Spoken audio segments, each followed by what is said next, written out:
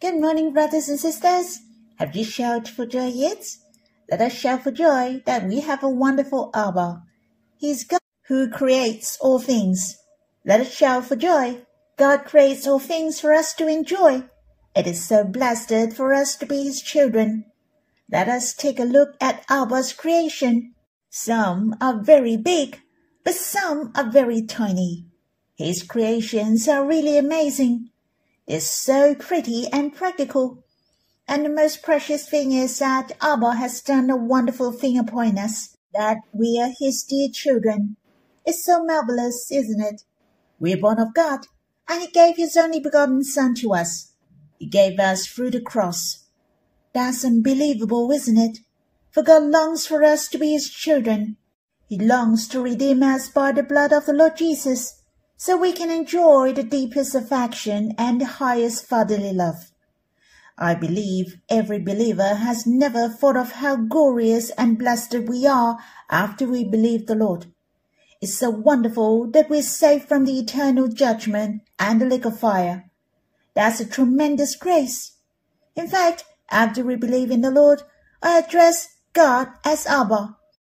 I am in His bosom and enjoy the warmth and joy. I can dance with joy before Him. It's really marvelous. Let us sing a hymn to praise Abba. Shall we sing a song in Songs of Love? Song 105, Wonderful Miracle. Oh, this God's greatest miracle, almighty miracle. I have become the true child of God, born of Him, He's my Abba. Who can describe my bliss? I can enjoy the Father's love toward His beloved Son, and the Father's deepest affection. Let me sing and dance with joy. Have the heart of a child. My heart is free, delight and sweet. I can cry out, Abba. In His bosom I'm delight and warm. Joyfully I work with Him to build Abba's household. One day I'll see His face.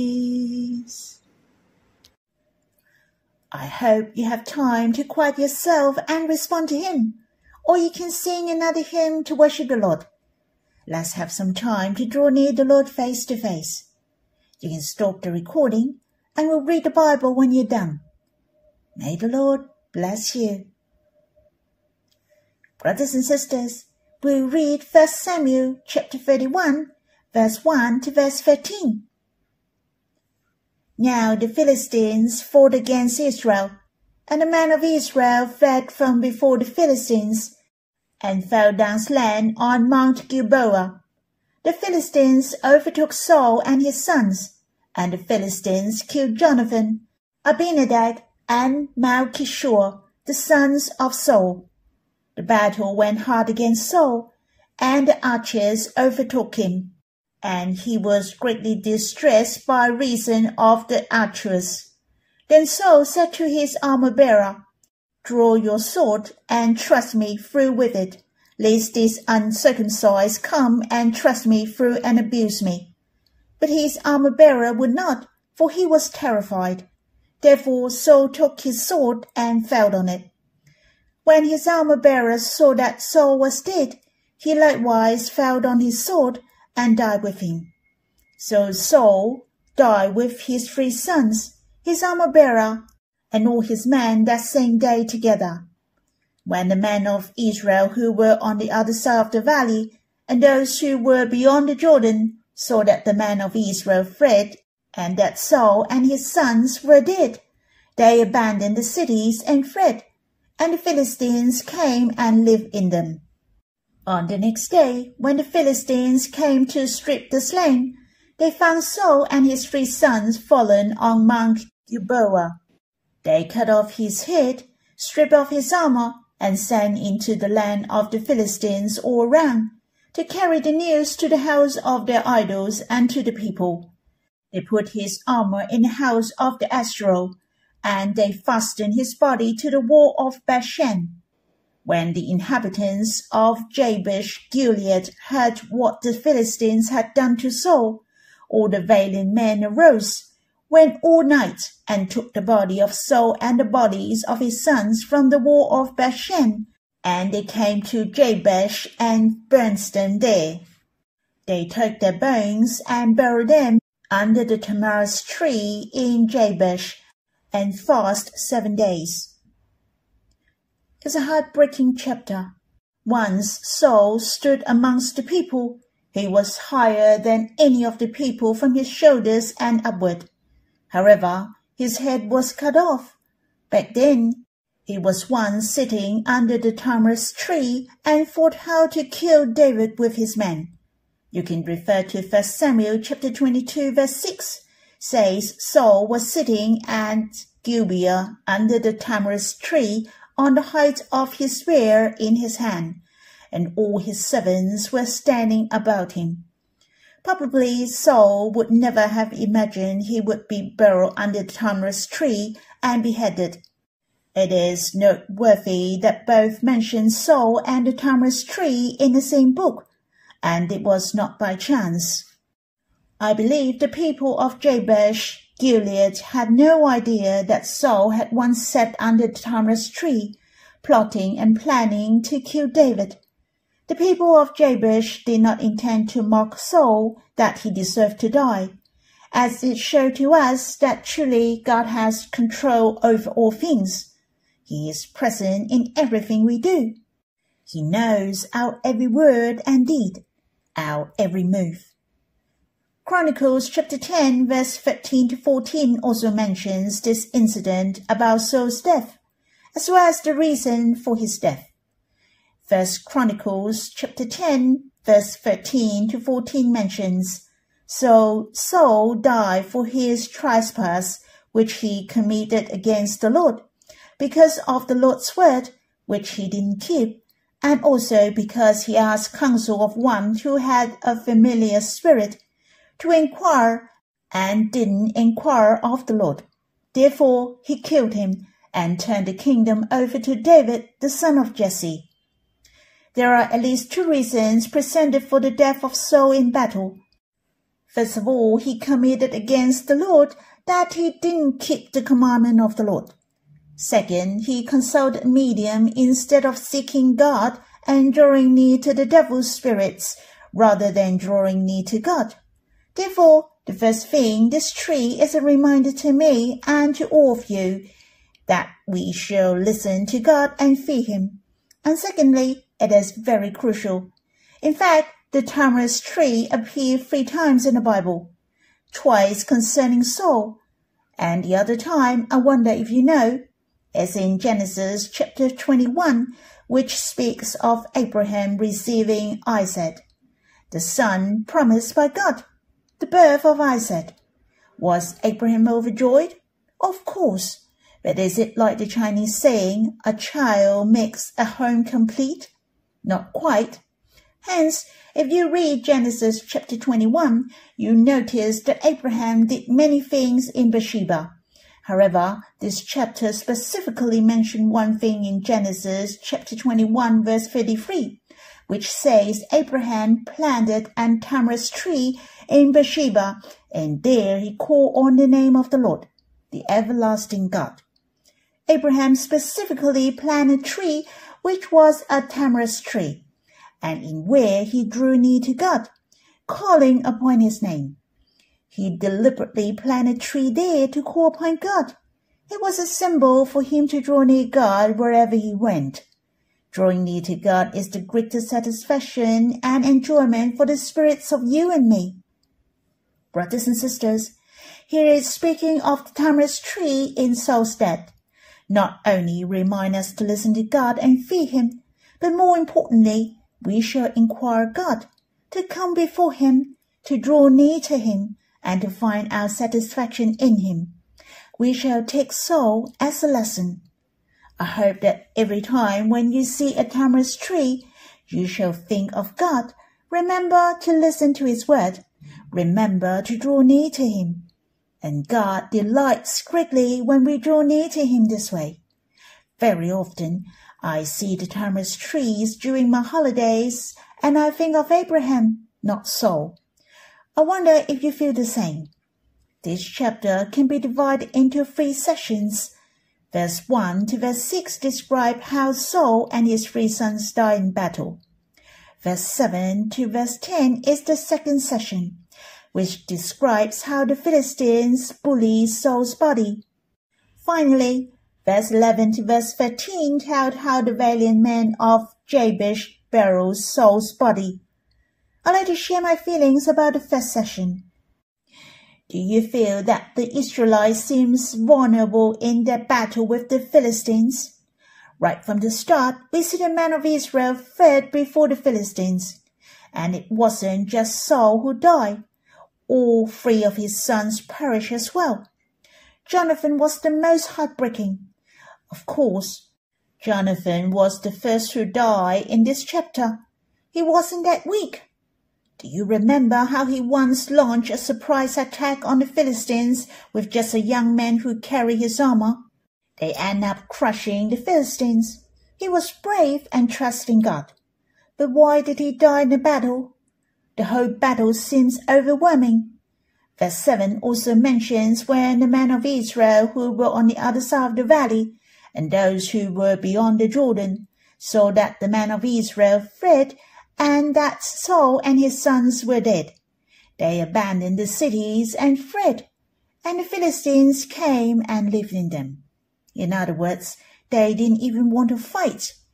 Fleeing in disarray, this battle can be considered as being badly defeated. But look, in fact, Saul's army always won in battle in previous chapters. It was a crushing defeat for them only in this battle. I was thinking, what could be the reason? Of course, the presence of God and the blessing of God were no longer with them. They didn't rely on Him. That's undeniable. But from an objective point of view, or from a human perspective, it was also understandable for their defeat. Saul relentlessly pursued David through the wilderness for over a decade. They were worn out from running around.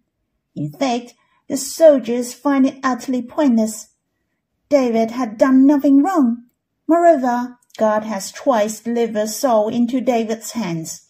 However, David, who was the one uphold morality and justice, he spared the life of Saul. It was pointless for Saul to pursue David, and his actions were contrary to the will of the people. Moreover, he was supposed to fight against the enemies. God had commanded him to protect his nation, yet he returned kindness with ingratitude and traced after David. He disobeyed the mission of God which entrusts to him. If he spent his 10 years governing diligently, focusing solely on strengthening the nation and fight against the foreign enemies instead of hunting David, he wouldn't have lost this battle. It was his own fault due to his selfishness. In a sense, it was self-inflicted for him to die in the battlefield. However, what he did affected his own nation and his 3 sons. This also reminds us to some extent that we become part of the church after our conversion.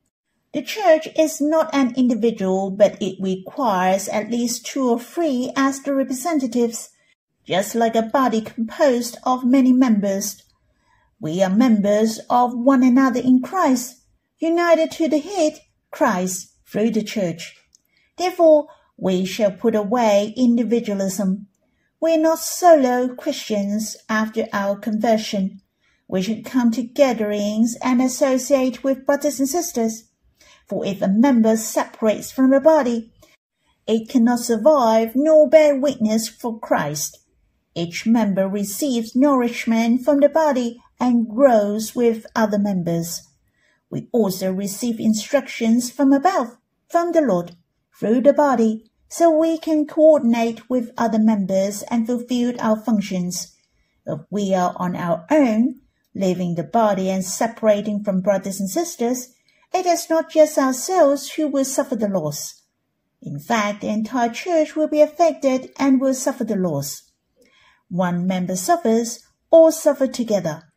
And Saul, who only cared for himself, ultimately harming himself. Not only did he die in battle, but he also caused the deaths of his 3 sons and many Israelites. It was an enormous price to pay. And the Bible teaches us brothers and sisters should love and care for one another. When God sees us loving one another, his heart rejoices and we experience his greater presence with us. However, Saul, who was selfish, if we are willing to offer ourselves to the Lord and to the church, even we will possess the gates of the enemy and dedicates the most glorious church to the Lord in this age, to bring out the capstone onto the temple and welcome for his glorious coming. And my other meditation is that, why did Saul commit suicide? According to the scripture, Saul said, "Lest this uncircumcised come and thrust me through and abuse me." That is to say, he didn't want the Philistines to kill him and abuse him. It's true that if the Philistines caught Saul alive, certainly he would be ill-treated. If you would remember that Samson was caught by the Philistines, who gouged out his eyes and humiliated him. Perhaps Saul's remember Samson and fear his ending would be the same as he was caught by the Philistines. Or perhaps Saul reasoned that it was better for a gentleman prefer death to humiliation, rather than give the Philistines any chance to humiliate him or dishonor God. Hence, Saul refused to be killed by the Philistines and chose to commit suicide, are driven by the reasons as I mentioned. The majority think this way, and I'm not against it. However, I had another thought while reading it. I don't believe Saul had a complete enlightenment at death, realizing his mistakes or thinking of God's glory. Instead, I think he was solely concerned with his own dignity. I'm not sure if this interpretation is correct, or you're welcome to leave your comments. I think Saul didn't want to be captured, as he would be very shameful, especially a lesson from Samson's failure. I guess Saul feared ending up like Samson, falling into Philistines' hands and suffering terribly. It would be better for him to die on a sword, letting others believe he died in battle. Such death would be more honorable, as if he sacrificed for his country. The people will continue to love and remember him. I wonder if this thinking is too harsh, if it would be the worst scenario for Saul. Personally, I hope that was not the case. I have shared this with my brothers and sisters, and I have also told the Lord, if I have to die, I hope I would die gloriously, with honor, and certainly it is not worthy when I have sinned. I do not want to die of illness either. I would rather die for the sake of the Lord, like preaching the gospel or while going aboard to build a church. Even if it will die under persecution, I would accept it willingly. Of course, it would be best not to die at all, but to live and see the Lord, to complete the church with brothers and sisters in this age, and to welcome his coming. But if the Lord does not think this way, I pray he would grant me a meaningful death that will be a help to others. Lastly, what I want to share with you most is the story of the people of Jabesh Gilead mentioned. Do you remember the people of Jabesh Gilead? In 1 Samuel chapter 11 mentions the Amalekites persecute Jabesh Gilead, and Saul once rescued them. You can refer to 1 Samuel chapter 11, verse 1 to 3. Saul and his 3 sons started a battle, and once they knew it, the soldiers of Israel fled.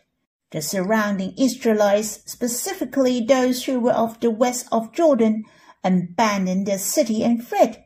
The Philistines then occupied their cities. Verse 11 says, when the inhabitants of Jabesh Gilead heard what the Philistines had done to Saul, that they cut off his head and stripping his armor in the temple, they were filled with grief and indignation. Risking their lives, they immediately went to the enemy camp and retrieved the bodies of Saul and his sons. And they took their bones and burned them in their own land. In my opinion, there are at least 2 reasons for their actions. Firstly, they did it for the glory of God.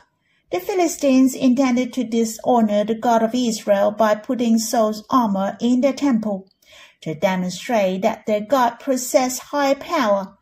Thus, the men of Jabesh Gilead fought for the glory of God with pure motives, and I firmly believe God helped them for sure. Secondly, I believe the men of Jabesh Gilead wanted to repay Saul's kindness. If Saul didn't save them previously, they would have perished in the hands of the Ammonites. Whatever the reason, the people of Jabesh Gilead did not risk their lives for personal gain. Are you moved by what the people of Jabesh Gilead did? I was deeply moved. Even David was deeply moved by their actions. He specifically commanded them, thanked them, and sent messengers to them. Many might think it was a tiny matter. In fact, it was an exceedingly precious act in the eyes of God and in King David's heart. Brothers and sisters, our love for brothers and sisters and our gratitude are extremely precious in the heart of God. When we act with pure motive for the glory of God, for the Lord, for Abba, and for his heart, God appreciates us greatly. He will thank us and reward us. Another thing that moved me is that apparently the Israelites did lose this battle to the Philistines. Yet this little episode of the people of Jabesh Gilead being able to retrieve Saul's bodies reveals to us the ultimate victory belongs to God. The defeat in battle was not the failure of God, but Saul, and the Israelites refused to listen to God. As long as those who bravely fight for the glory of God, the ultimate victory belongs to God and to the Israelites. Moreover, as we continue to read 2 Samuel, we see the appearance of a new dynasty, marking Israel's entry into a new generation. David led the Israelites into a glorious revival. Brothers and sisters, let us have the fullness of faith. The Lord is the first and the last. He begins his will and he will accomplish it. We can simply follow his will, listen to him, being his close friend, and fulfill his glorious plan for this age together with him. That's all for my sharing. It is the most important for you to draw near to the Lord personally, to have enough time to enjoy the love fellowship with him. May the Lord bless you.